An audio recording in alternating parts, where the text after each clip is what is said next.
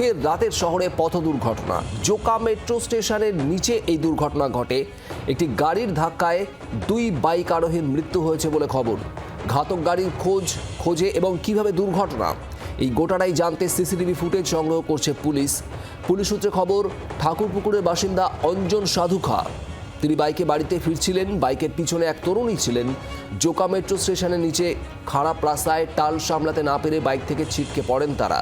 পিছন থেকে কোনো গাড়ি তাদের উপর দিয়ে চলে যায় বলে অনুমান।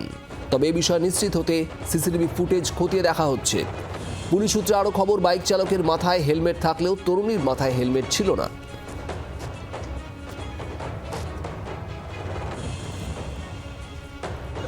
আমি শুধু বাবা ফোন করলো আমাকে যে এইরকম অ্যাক্সিডেন্ট হয়েছে ভাইয়ের, তো তাড়াতাড়ি আয়। আমি এলাম, এখানে এসে জানতে পারলাম স্পট ডেড হয়েছে। তারপরে আমি আর জানি না, আমি দেখিনি আর কিছু, কিভাবে কি হয়েছে আমি জানি না। বাইকে ছিলেন, হেলমেট ছিল? হেলমেট ছিল। সাথে একজন ছিলেন, তার পরিচয় কিছু জানেন? না না না, আমরা জানি না। ফের রাতের শহরে পথ দুর্ঘটনায় মৃত্যু হলো এক যুবক এবং যুবতীর।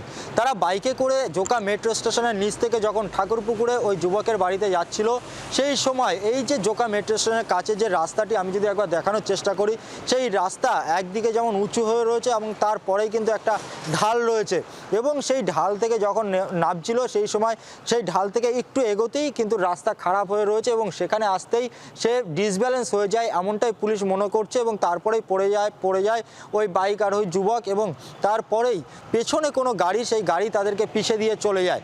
তড়িঘড়ি তাদেরকে হাসপাতালে নিয়ে গেলে একেবারে তাদেরকে চিকিৎসকরা মৃত বলে ঘোষণা করে। এবং এই মুহূর্তে যেটা জানা যাচ্ছে পুলিশ সূত্রে খবর, যে মৃত যুবকের নাম অঞ্জন সাধুকা, ঠাকুরপুকুরের বাসিন্দা, কিন্তু এখনও যুবতী তার নাম জানতে পারেনি পুলিশ। এবং যেটা পুলিশ সূত্রে আরও খবর, যুবকের মাথায় হেলমেট থাকলেও সেই যে বাইক আরোহী যে যুবতী, তার মাথায় কিন্তু কোনো হেলমেট ছিল না। কিভাবে এই দুর্ঘটনা ঘটলো সেটা পুলিশ খতিয়ে দেখার জন্য সিসিটিভি ফুটেজ সেটা সংগ্রহ করার চেষ্টা করছে। এবং যে ঘাতক গাড়ি, যে গাড়িটি তাদের পিষে দিয়ে চলে যায়, সেই ঘাতকের খোঁজে কিন্তু চালাচ্ছে পুলিশ। জি 24 ঘন্টার জন্য ক্যামেরায় সৌমিনের সাথে নান্টুর রিপোর্ট, কলকাতা। বাংলার আওয়াজ, বাঙালির আবেগ, জি 24 ঘন্টা।